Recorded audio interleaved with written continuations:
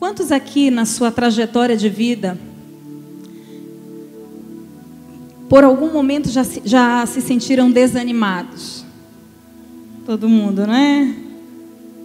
Talvez você diga assim: pastora, eu estou desanimado. Eu estou desanimado. Porque às vezes as lutas são grandes, né, irmãos? Às vezes as dificuldades. E eu digo assim que principalmente para a vida do jovem, porque o jovem, ele está numa fase de conquista, de crescimento, de busca de algo, né? Ainda vai casar, precisa de um emprego, talvez passar no vestibular, talvez passar no concurso, talvez arranjar um emprego melhor, crescer, enfim. E às vezes bate um desânimo, sim. Mas a gente vai estar compartilhando nessa noite exatamente sobre o desânimo. Cuidado com o desânimo. Neemias capítulo 4, a partir do versículo 1. Acharam? Quem achou, diga amém. Quem não achou, diga misericórdia. Vou ser misericordioso com você, misericordiosa com você. Neemias capítulo 4, a partir do versículo 1 diz assim. Olha o tema aí: oposição à reconstrução. Quando Sambalate soube que estávamos reconstruindo o muro, ficou furioso, ridicularizou os judeus e, na presença de seus compatriotas e dos poderosos de Samaria, disse: o que aqueles frágeis judeus estão fazendo? Será que vão restaurar o muro? Irão oferecer sacrifícios? Irão terminar a obra num só dia? Será que vão conseguir ressuscitar pedras de construção daqueles montes de entulho e de pedras queimadas? Tobias, o amonita que estava ao seu lado, completou: pois que construam. Basta que uma raposa suba lá para que esse muro de pedras desabe. Ouve-nos, ó Deus, pois estamos sendo desprezados. Faze cair sobre eles a zombaria, e sejam eles levados prisioneiros como despojo para outra terra. Não perdoes os seus pecados, nem apagues as suas maldades, pois provocaram a tua ira diante dos construtores. Nesse meio tempo fomos reconstruindo o muro, até que em toda a sua extensão chegamos à metade de sua altura. Chegaram aonde, queridos? À metade de sua altura, pois o povo estava totalmente dedicado ao Senhor. O povo estava como? Totalmente dedicado ao Senhor, ao trabalho. Quando, porém, Sambalate e Tobias, os árabes, os amonitas e os homens de Asdod souberam que os reparos nos muros de Jerusalém tinham avançado e que as brechas estavam sendo fechadas, eles ficaram furiosos. Todos juntos planejaram atacar Jerusalém e causar confusão. Mas nós oramos ao nosso Deus e colocamos guardas de dia e de noite para proteger-nos deles.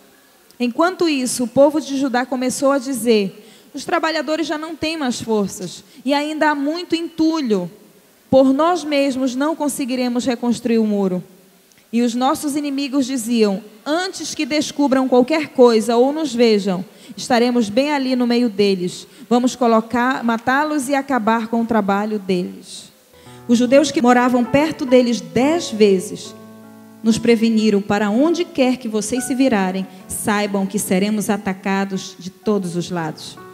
Por isso me posicionei, alguns do povo atrás dos pontos mais baixos do muro, nos lugares abertos, dividido por famílias, armados de espadas, lanças e arcos.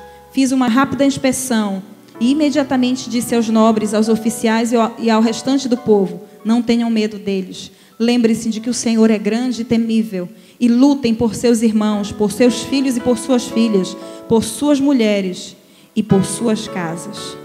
Pai, eu quero apresentar essa palavra diante do Senhor. Que nessa noite essa palavra gere vida na nossa vida. Espírito Santo de Deus, faz aquilo que o homem não pode fazer. Arranca do nosso meio, arranca do nosso coração todo o desânimo nessa noite. Nos traz, Senhor, nos faz olhar para o Senhor novamente. Nos faz olhar, Deus, e sabermos que o Senhor é que peleja as nossas guerras. Nós estamos aqui, Senhor, nós nos colocamos à disposição do Teu Espírito para que o Senhor fale conosco nessa noite, em nome de Jesus. Amém. Diga para o seu irmão: cuidado com o desânimo. Você pode se sentar.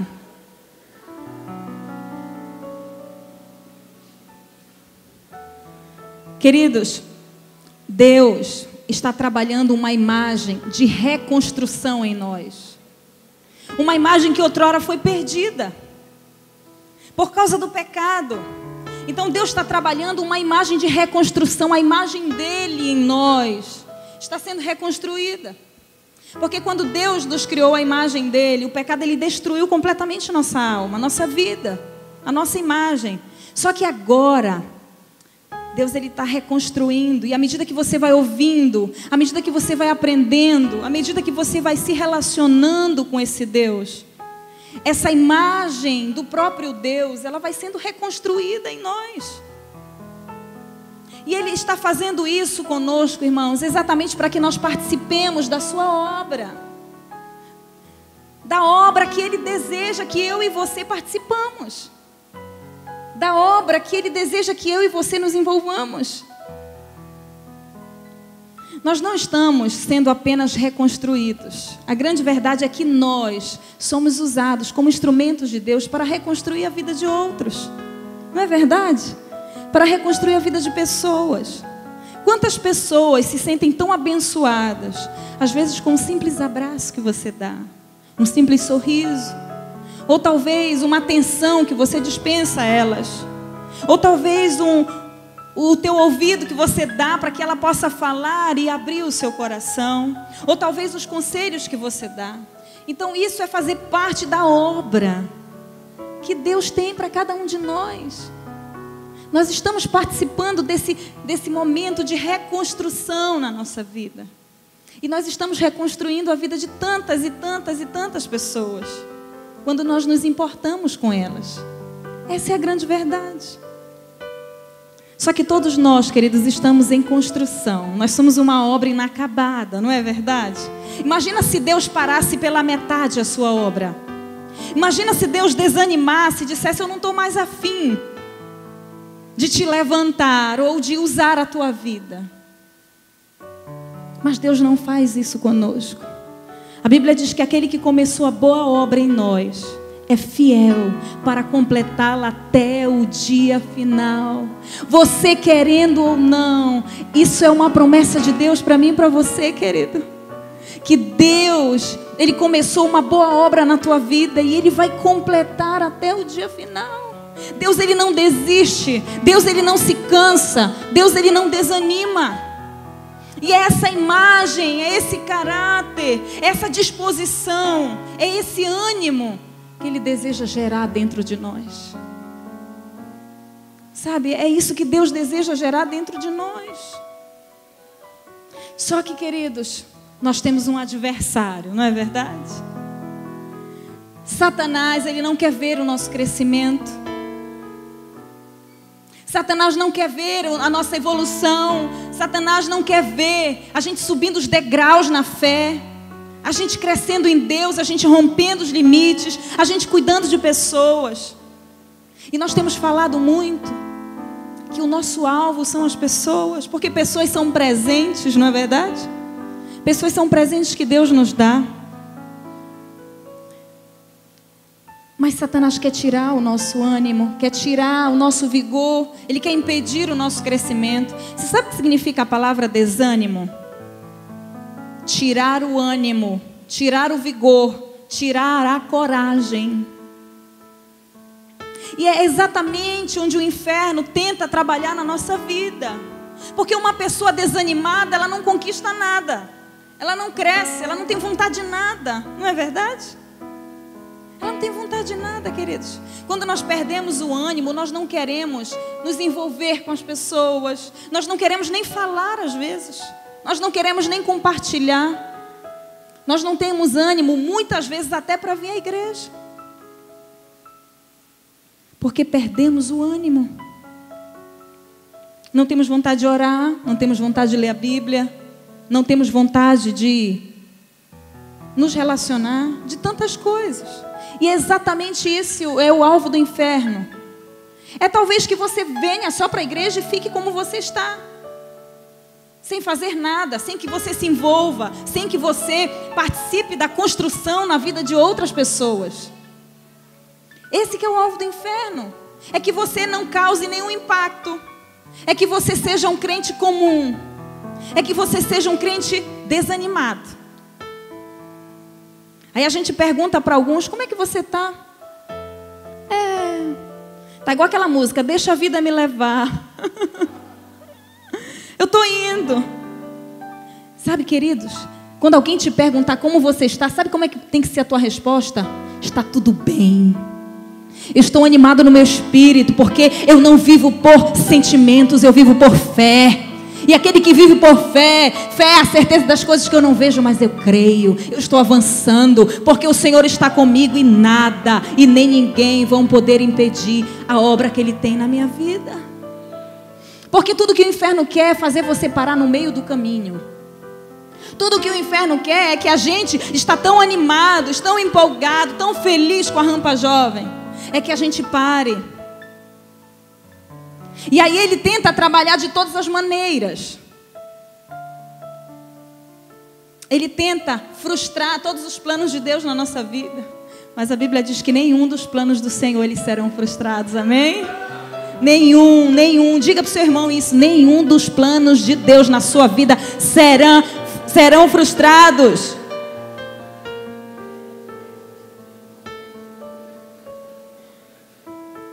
Mas deixa eu te dizer algo nessa noite. Você sabia que Deus não te dá ânimo? Não, pastora, não. Deus, Ele te dá força. A Bíblia diz que o poder de Deus se aperfeiçoa na tua fraqueza. Ele te dá poder, Ele te dá força. Ânimo quem tem que ter é você. Olha o que a Bíblia diz aí. No mundo tereis aflições, mas tende bom ânimo. Então é você que tem que ter bom ânimo. É você que tem que dar comandos para a sua alma. E dizer, não, eu vou me levantar. Eu não vou aceitar viver assim. Eu não vou aceitar esse desânimo tentar me abater. Eu não vou aceitar. Porque o que o inferno faz logo com a nossa vida, quando a gente está caminhando, quando a gente está bem, ele tira logo o nosso ânimo. E aí, olha, veja aí, acompanhe comigo no versículo 7. Olha só, queridos, versículo 7.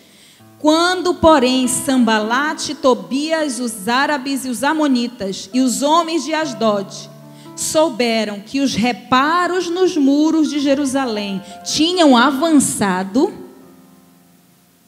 e que as brechas estavam sendo fechadas, ficaram furiosos. Sabe quando você está querendo viver em santidade, sabe como é que o inferno fica? Furioso. Quando você está querendo se envolver nas coisas de Deus, sabe como o inferno fica? Furioso. Quando você está querendo continuar a obra, sabe como o inferno fica? Furioso. Os inimigos ficam furiosos. Porque eles sabem, queridos, que uma pessoa quando está cheia de ânimo, ela vai em frente. Ninguém derruba ela. Não é verdade? Ela continua a caminhada. E aí, olha só, sabe o que eles fizeram? Olha no versículo 8. Versículo 8. Todos juntos, todos os inimigos, olha, todos juntos planejaram atacar Jerusalém. Planejaram atacar Jerusalém. Sabe o que eles fizeram? Eles se uniram, porque o inferno se une, queridos. É por isso que nós precisamos nos unir também, porque um povo unido vai longe. O povo de Deus precisa se unir também, porque o inferno ele se une quando ele quer atacar, quando ele quer causar desânimo na nossa vida, ele nos ataca. Então é por isso que nós precisamos nos unir. A Bíblia diz que o amor é o vínculo da perfeição. Você quer ganhar, queridos? Você quer ganhar aquela causa que você está orando? Chame alguém para orar com você. Você quer ter vitória naquele teu problema? Compartilhe com alguém que possa te ajudar. Se junte a alguém. Se una. Porque a unidade, queridos, ela move o braço de Deus. Aí o inferno diz assim, não, fique do jeito que você está. Fique do jeito que você está. Porque ele não quer ver crescimento nenhum na sua vida. Ele quer que você pare no meio do caminho. Ele quer que a gente se contente com aquilo que você já tem. Você precisa ser inconformado com aquilo que você tem, irmão. Não é que você não vai agradecer a Deus pelo que você tem, mas você precisa querer crescer mais, ser mais bênção. Hoje eu estava pensando em casa, eu comecei a orar, eu falei, Senhor, eu quero, Deus, ser um referencial da Tua glória. Ah, Deus, como eu quero ser usada pelo Senhor. Como eu quero que as pessoas olhem e vejam o Senhor na minha vida. Você tem que desejar isso para você. Você tem que desejar ser tão parecido com Cristo, ser tão cheio de Deus, que as pessoas vão olhar para você e se espelhar, dizer assim, eu quero ter a fé que fulano tem, eu quero ter o ânimo que fulano tem, eu quero crescer como fulano cresceu, eu me inspiro no fulano de tal. Porque sabe, queridos, antes da gente olhar para Jesus, a gente tem que olhar para alguns modelos de Jesus aqui na terra, porque tem. Porque tem, o apóstolo Paulo disse, sede meus imitadores, como eu sou de Cristo. Sede meus imitadores como eu sou de Cristo. Só que Deus, Ele tem sempre abundantemente para dar para nós. Eu gosto daquele texto em Isaías 55, 8, 9, que diz assim, assim como os céus distam da terra, assim os pensamentos do Senhor são mais altos do que os nossos pensamentos. Assim os caminhos do Senhor são mais elevados do que os nossos. Sabe, queridos, Deus tem abundantemente para dar para todos nós. A Bíblia também diz que nem olhos viram e nem ouvidos ouviram o que Deus tem preparado para aqueles que o amam. Você ama ao Senhor? Então Deus tem coisas grandes para desenvolver na tua vida, para fazer na tua vida. Ele quer que você galgue níveis espirituais ainda maiores nele, para que você seja um influenciador, um encorajador na vida das pessoas. E eu queria listar nessa noite algumas ferramentas que Satanás usa para causar desânimo na nossa vida. E a primeira delas está aí no versículo 2. Acompanhe comigo. Queria que você deixasse a sua Bíblia aberta em Neemias 4. Diz assim: e na presença de seus compatriotas e dos poderosos de Samaria, disse: o que aqueles frágeis judeus estão fazendo? Sabe, queridos, sabe que a primeira coisa que o inferno trabalha na tua vida, na nossa vida, ele tenta afetar a nossa identidade. Você é um fraco, você não consegue, você não vai conseguir. Quem és tu para discipular alguém? Você não consegue nem dar conta da tua vida. Quem é tu para dizer que tu é cristão? Você vive pecando. Ele começa a colocar a nossa identidade em jogo. Ele começa a nos menosprezar, nos ridicularizar. Sabe, ele começa através de vida de pessoas. E às vezes pessoas que amamos, queridos. Às vezes são setas que vêm e você começa a se sentir tão pequeno. Tão pequeno. Você vai separar o teu dízimo mesmo? Você vai ficar devendo aquela conta, rapaz. Para com isso. Você vai esperar em Deus? Vai acabar ficando para a titia. É exatamente assim, queridos, que o inferno começa a trabalhar. Ele vai trazendo desânimo para a tua vida, ele vai afetando a tua identidade. Você é um fraco, você não consegue, você é infrutífero, você é isso, aquilo. Ele começa a dizer o que você é, ele começa a apontar as tuas fraquezas. Sabe, queridos, deixa eu te dizer algo nessa noite. Deus, Ele não está olhando para as tuas fraquezas. Sabe para onde Deus olha? Para o teu coração que deseja acertar. Quantos desejam acertar aqui? É para o teu coração que Deus olha. Enquanto o inferno se levanta para olhar as tuas fraquezas, o Senhor se levanta para olhar o teu coração. É para o teu coração que Ele olha. Ele tá olhando e está dizendo assim: meu filho, ele não vigiou aqui, ele caiu, mas eu estou pronto para levantá-lo.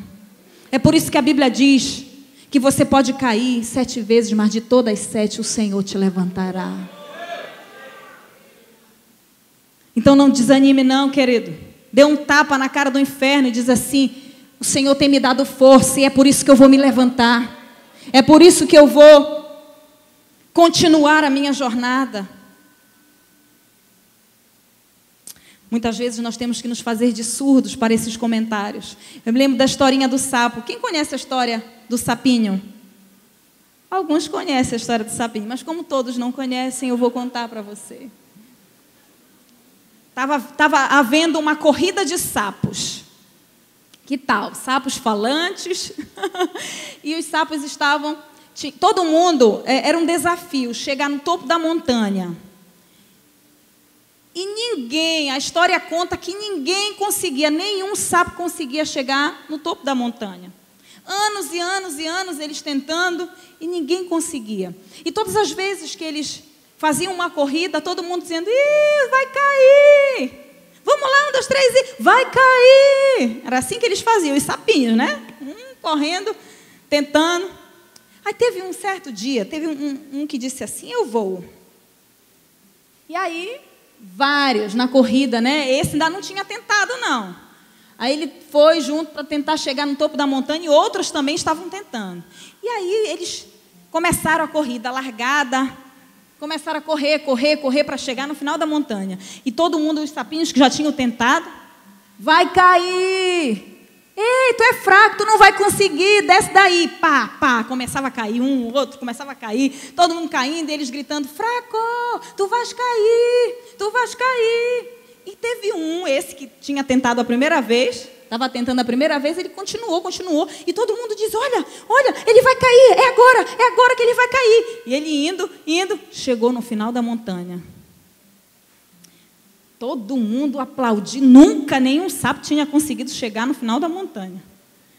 E aí, lá em cima, todo mundo lá, a equipe de jornalistas de sapo, né?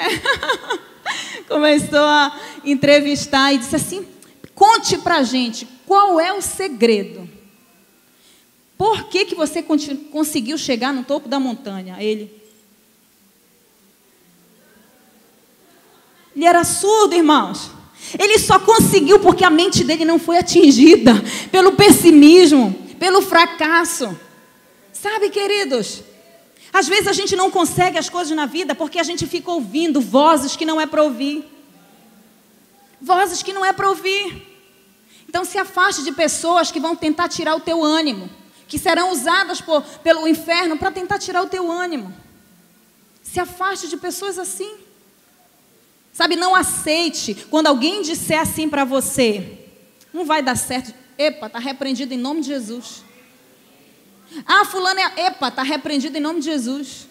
Ah, você não vai conseguir, está repreendido em nome de Jesus. Não aceite, não. Eu tenho trabalhado na vida da minha filha, da Nicole, e ela às vezes diz assim: a mãe, não vai dar certo isso, minha filha, não fale isso, nossa palavra tem poder. Tem mesmo, mãe? Ela está descobrindo que a palavra dela tem poder, irmãos. Mas tem, queridos. Nós precisamos ter essa linguagem de fé, de ânimo, de vitória. A segunda ferramenta que o inferno usa está aí no versículo 8. Todos juntos. Todos quem? O inferno, né? Lá, Sambalate, Tobias, os inimigos do povo de Deus. Todos juntos planejaram atacar Jerusalém e causar confusão. É uma outra ferramenta que o inferno usa para causar desânimo no nosso coração. Ele suscita confusão no nosso meio. Aí você começa a saber que alguém falou mal de você. Aí alguém começa a falar mal, leva e traz, e você começa a se sentir desanimado. Eu vou para aquela igreja onde todo mundo fala mal, aí você já coloca todo mundo na fogueira. Porque tudo que o inferno quer é causar no nosso meio picuinhas, irmãos. Disse-me disse, fofoquinhas, milindres, porfias. Fulano é melhor do que ciclano. Fulano faz melhor, fulano discipula melhor. Olha, fulano está indo mais na frente do que o fulano de tal. Vamos parar com isso. A Bíblia diz que nós somos o povo mais feliz dessa terra. Nós somos o povo eleito. Nós precisamos estar juntos, irmãos, nesse propósito de ser bênção na vida das pessoas. Então nós temos que parar de abrir a nossa boca para falar mal do irmão. Vamos amar as pessoas. Se você não tem algo de bom para falar, então fique calado. Não abra sua boca para falar mal de ninguém. Quem é mãe e pai aqui? Levanta a mão. Você gostaria, Karina, você que é mãe, você gostaria que falassem mal da sua filha perto de você? Não, né? Todos nós somos filhos de Deus, irmãos. Quando a gente fala mal do nosso irmão, nós estamos falando diante do pai dele. Que tal? Você acha que Deus fica feliz com isso? Não fica. Você está falando do filho dele. Então vamos nos calar mais, vamos vigiar mais, porque o que o inferno quer é trazer confusão para o nosso meio, porque quando ele consegue trazer confusão, a gente não quer mais estar nesse meio, sim ou não? A gente quer se ver livre disso. Então temos que ter muito cuidado, temos que ser pacificadores. Nosso propósito, queridos, é edificar o reino do Senhor aqui na terra. Então nós precisamos estar unidos. Eu não estou edificando o meu reino pessoal, você não está edificando o seu reino, você não é melhor do que ninguém, eu não sou melhor do que ninguém. O evangelho é tão lindo que ele diz: considere o seu irmão superior a você. Só o evangelho, irmãos, é capaz de fazer isso. É por isso que nós não podemos discriminar, é por isso que nós não podemos falar mal. Precisamos amar as pessoas do jeito que elas são. Terceira ferramenta que o inferno usa, está aí no versículo 10. Diz assim: enquanto isso, o povo de Judá começou a dizer: os trabalhadores já não têm mais forças, e ainda há muito entulho, por nós mesmos não conseguiremos reconstruir o muro. Sabe, queridos, uma outra ferramenta que o inferno trabalha para causar desânimo, ele contamina a nossa linguagem. Você sabe quem falou que não ia dar para conseguir construir o muro, terminar o muro? Foi Judá, irmãos. Judá era uma tribo. A Bíblia diz que Jesus é o leão da tribo de Judá, uma liderança. Alguém que estava envolvido ali na construção. Ele foi tão atingido pelo desânimo que ele disse assim: tem muito entulho, nós não conseguiremos terminar esse muro. Judá, ele estava afetado na sua alma. O inferno conseguiu contaminar a linguagem dele.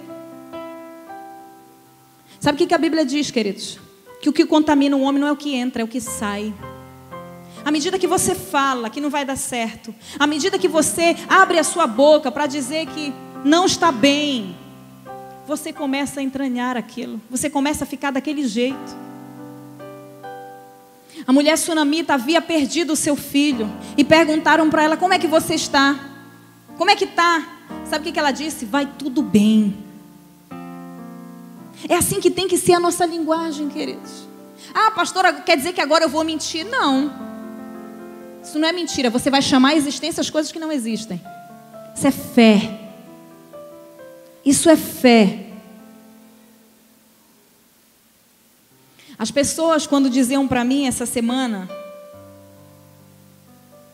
olha, eu estou tão preocupada com a sua unha. Sabe o que eu dizia para elas? Querido, descanse em Deus, porque eu estou em pastos verdejantes. O Senhor é o meu pastor e Ele não me faltará. Ele refrigera a minha alma, Ele me coloca em pastos verdejantes. Sabe, nós temos que ter essa linguagem de fé. Porque quando você começa a falar que não vai dar certo, quando você começa a contar lamúria, quando você começa a contar coisa negativa, a tua alma fica inflamada por aquilo. E você começa a se sentir desanimado. Já aconteceu isso com você? Comigo já. Já aconteceu isso com você? Só com 1, 2, 3, 4? Quando a gente fala, irmãos, o que não é para falar, a gente fica arrasado. E se tem uma oração que eu tenho pedido ao Senhor quase que diariamente, o salmista fez essa oração. Ele disse: Senhor, põe um vigia nos meus lábios, para que eu não peque contra o Senhor. E é impressionante, queridos, quando você quer falar algo que não é para falar, parece que você se sente literalmente vigiado. Experimente fazer isso. Faça uma prova.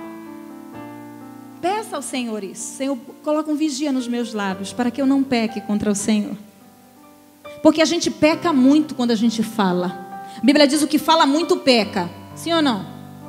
O que fala muito peca. Os 10 espias, eles foram espiar a terra e olhar ali. E a maioria, foram 10 espias, 8 vieram falando só lamúria. Nós parecíamos como um gafanhoto. Eles eram tão grandes. Nós não vamos conseguir, é isso e aquilo e aquilo.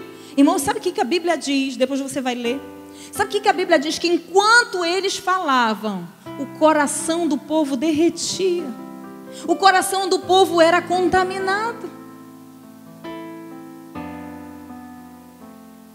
E às vezes você não sabe porque está tão desanimado dentro da igreja. É porque você está ouvindo coisas que não é para ouvir. É porque você está falando coisas que não é para falar.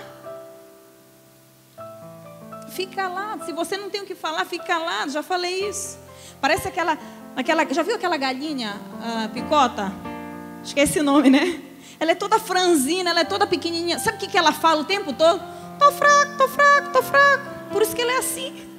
Vocês já viram, verdade? Tô fraco, tô fraco, tô fraco. Tem crente assim.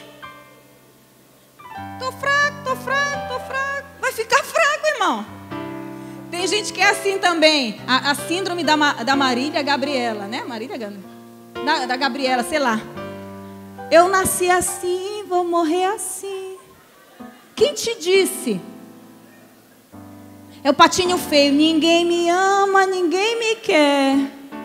Que isso? O dono de todas as coisas é apaixonado por você. Que ninguém te ama, ninguém te quer. Você é filho do rei. Aleluia!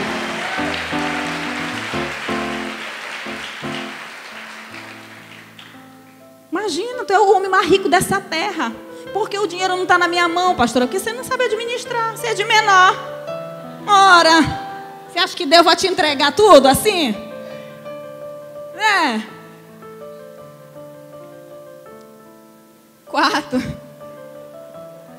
Quarta ferramenta que o inferno usa para tentar causar desânimo na nossa vida, está aí no versículo 11 e 12. E os nossos inimigos diziam: antes que descubram qualquer coisa ou nos vejam, estaremos bem ali no meio deles. Vamos matá-los e acabar com o trabalho deles.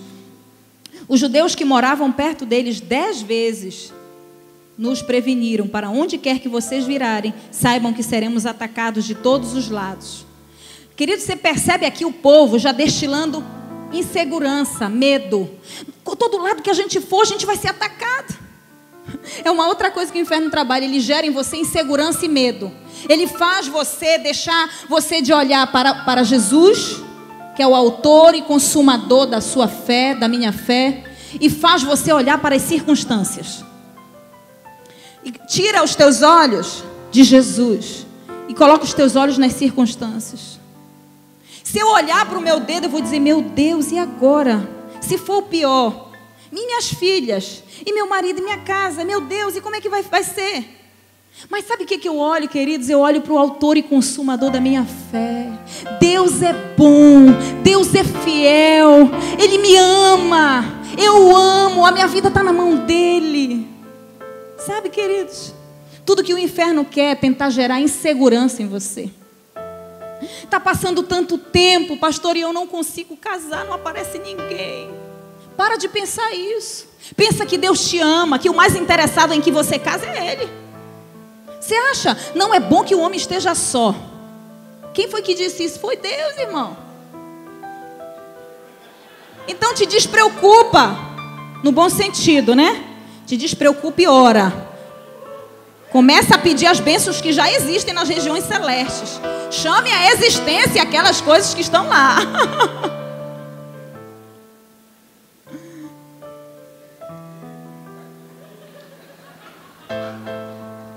Isso é de Deus, né?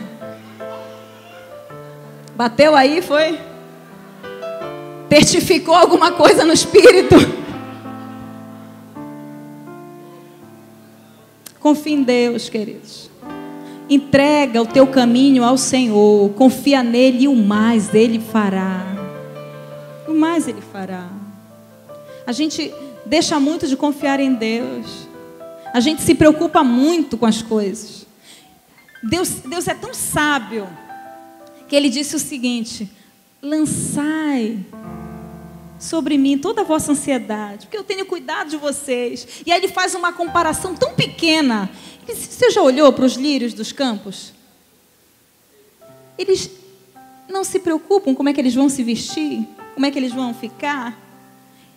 E eles são lindos, eles têm as vestimentas que ninguém em toda a sua glória, nem Salomão em toda a sua glória, em toda a sua riqueza, vestiu alguém assim. Sabe, querido, o Senhor está cuidando de você. E está cuidando de cada uma das áreas da sua vida. Pastor, eu não consigo confiar, desanimar. Ei, no mundo tereis aflições, mas tende bom ânimo. O que você precisa é de ânimo. Porque uma pessoa animada, ela consegue crer, ela consegue confiar, ela tem vontade de ler a Bíblia, ela tem vontade de orar, porque ela está animada. E aí, se você estiver se alimentando desse livro aqui, se você estiver comendo este alimento aqui, ninguém te segura, irmão.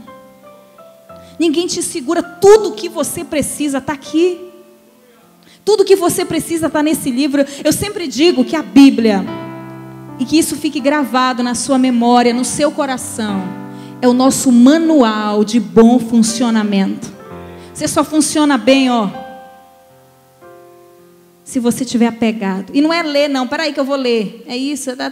Ah, já li, tá. Não é assim, não. É meditar. É se apropriar, é viver, sabe, deixar esse livro entrar em você de verdade. Nós precisamos nos levantar assim, queridos. Sabe, tomando posse daquela palavra, diz que o nobre projeta coisas nobres. E na sua nobreza perseverará. Sabe, tem uma outra palavra, nós temos promessas, nós temos palavras de ânimo na Bíblia, que diz, diga ao fraco, eu sou forte. Nós temos palavras assim, você tem que se levantar assim. Nesse contexto aqui, queridos, alguém se levantou. Alguém se levantou para bradar. E eu me coloco como Neemias nessa noite, bradando aqui, vamos orar. Vamos nos humilhar. Jovem, levante-se. Sabe, eu me sinto como Neemias, e que você, irmão, seja um Neemias na vida de muitos aí que estão perecendo. Que você se levante. Ele se levantou como um encorajador. Que Deus te dê esse dom, queridos. A Bíblia diz, buscai com zelo os melhores dons. Tem o dom do encorajamento. Precisamos ter esse dom, encorajar as pessoas. E sabe o que ele fez no versículo 13? Olha só o que ele fez, versículo 13. Por isso, posicionei alguns do povo atrás dos pontos mais baixos do muro, nos lugares abertos. Olha o que ele fez. Dividido por famílias, armados de espadas, lanças e arcos. Sabe o que ele fez? Ele agrupou as pessoas. Ele dividiu em famílias. Ele promoveu ali unidade. Que você seja alguém que promova unidade no meio do corpo de Cristo. Sabe o que ele fez também? Versículo 14. Fiz uma rápida inspeção e imediatamente disse aos nobres, aos oficiais e ao restante do povo, não tenham medo. Lembrem-se de que o Senhor é grande e temível. E lutem por seus irmãos, por seus filhos e por suas filhas, por suas mulheres e por suas casas. Ele se dispôs a ajudar. Olha só, lembrem-se, não tenham medo. O Senhor é conosco. O Senhor é grande.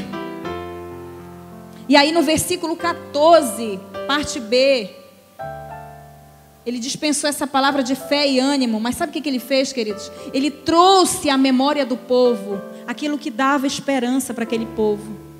Ele disse, lutem, sabe por quem? Pelas vossas famílias, pelas vossas casas.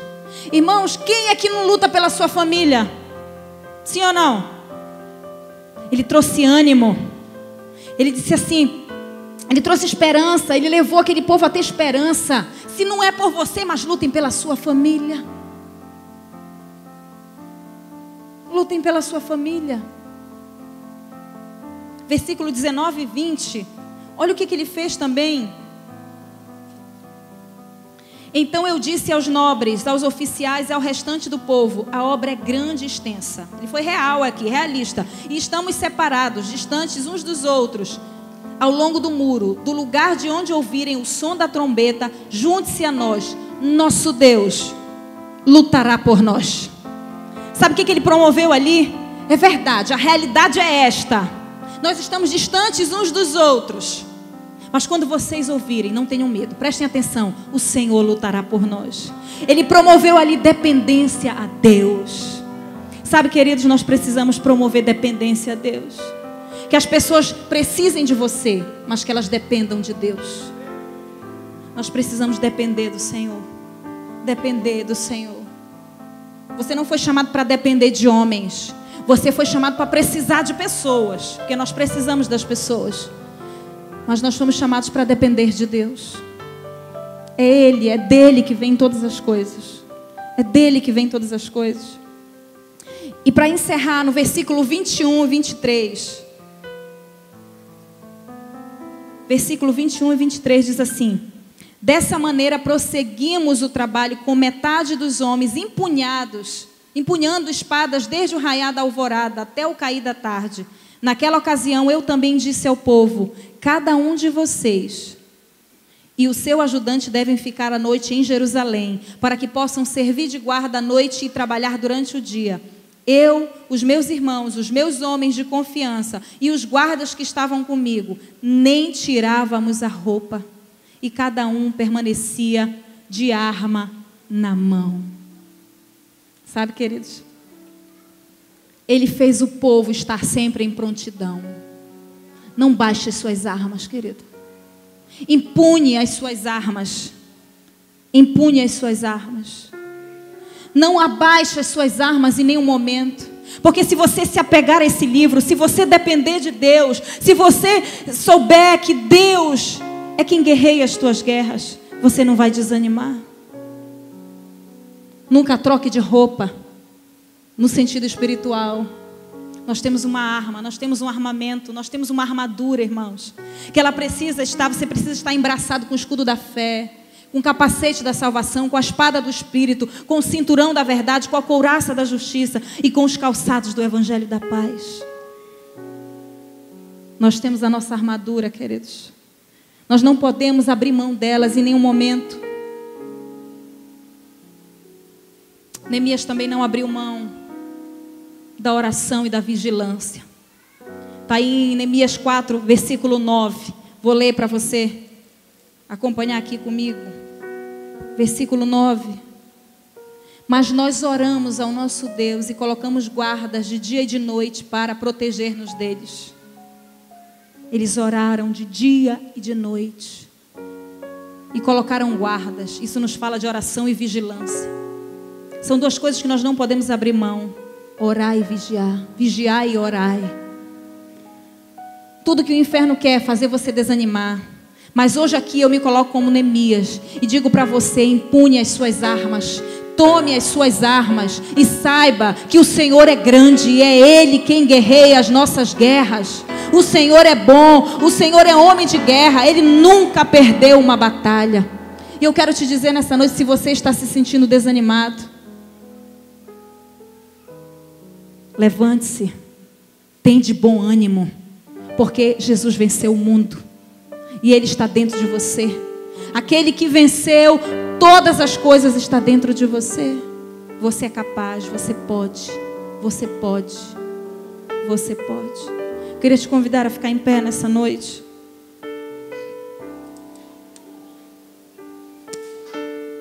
A Bíblia diz, queridos, em Romanos 8:31, se Deus é por nós, quem será contra nós? Sabe o que a Bíblia também diz? Em 1 João 4:4, maior é aquele que está em nós do que aquele que está no mundo. Maior, diga isso para o seu irmão: maior é aquele que está em nós, em você, do que aquele que está no mundo. Aleluia!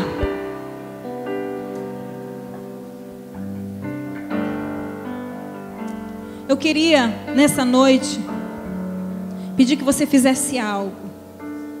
Você vai colocar a mão na sua cabeça, ainda não coloque, deixa eu terminar de falar. E você vai orar pela sua mente. E depois você vai orar pelo seu coração. Porque, sabe, querido, sabe o que a Bíblia diz? Guarda o teu coração, porque é dele que procedem todas as saídas da vida. Guarda o teu coração. E sabe o que a Bíblia diz? Transformai-vos pela renovação do vosso entendimento, para que experimenteis qual seja a boa, perfeita e agradável vontade de Deus. Sabe qual é a vontade de Deus para você? É que Ele termine a obra que Ele começou na sua vida. Mas Satanás quer te deixar pelo meio do caminho. Tem muita gente deixando as coisas pelo meio do caminho. É a síndrome do meio do caminho. Começa um livro e não termina. Começa vindo para a igreja e não vem mais. Começa a ler a Bíblia e não termina. Síndrome do meio do caminho. Começa cheio de fé e vai desanimando. E você vai fazer uma oração de guerra espiritual nessa noite. Você vai colocar a mão na tua cabeça e você vai começar a expulsar todos os pensamentos negativos. Tudo aquilo que Satanás tem tentado colocar na tua mente. Se é desânimo, se é falta de fé, se é pensamentos de fraqueza, de que você é fraco, de que você não presta, de que você não é ninguém. Começa a expulsar isso. De que você não consegue. Expulsa isso e depois você vai dizer: eu tenho a mente de Cristo. Eu sou mais do que vencedor. Eu tenho fé. Eu sou um homem de Deus. Eu sou uma mulher de Deus. Começa a orar. Começa a expulsar. Oh, Espírito de Deus. Ore, querido, ore.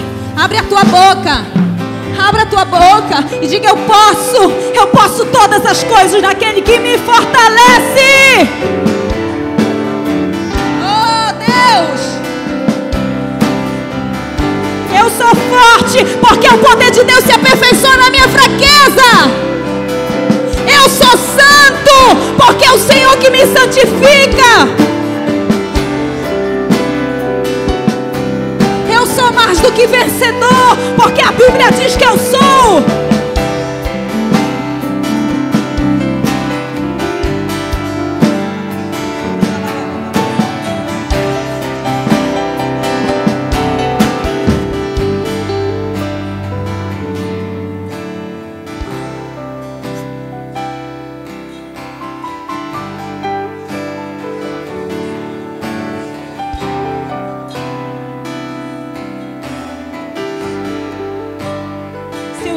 Tem dito que você não é nada. O Senhor te diz nessa noite, jovem: você é propriedade particular dEle. Você é menina dos olhos do Senhor.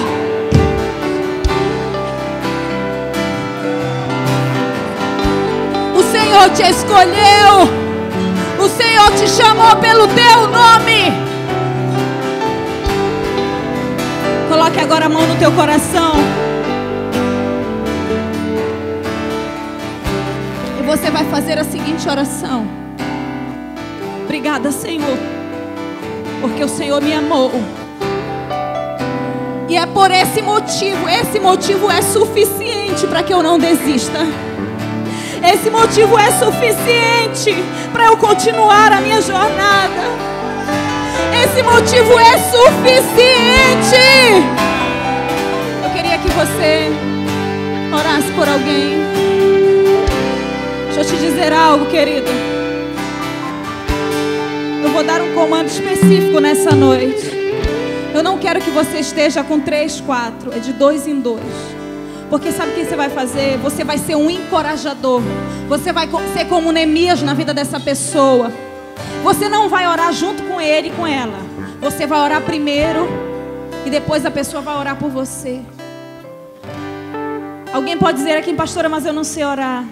Eu quero te dizer que todos nós não sabemos orar, porque é o Espírito que intercede por nós. Eu quero te dizer que você pode todas as coisas naquele que te fortalece. Então abre a tua boca, que o Espírito vai encher. Que você seja um encorajador na vida do teu irmão. Comece a profetizar na vida dele. De 2 em 2. Quantas pessoas serão instrumentos de Deus agora para levantar a vida daquele que está caído, daquele que está desistido, desanimado. Você pode aplaudir o Senhor nessa noite. A ti, Senhor, toda honra, toda glória, todo louvor, toda adoração, toda exaltação pelos séculos dos séculos dos séculos. Aleluia.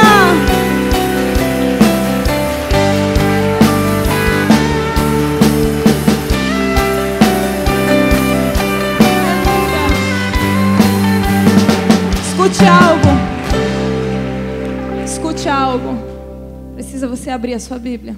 Isaías, eu vou terminar com esta palavra. Isaías 58:12 diz assim: o Senhor te guiará constantemente, satisfará os teus desejos numa terra ressequida pelo sol e fortalecerá os seus ossos.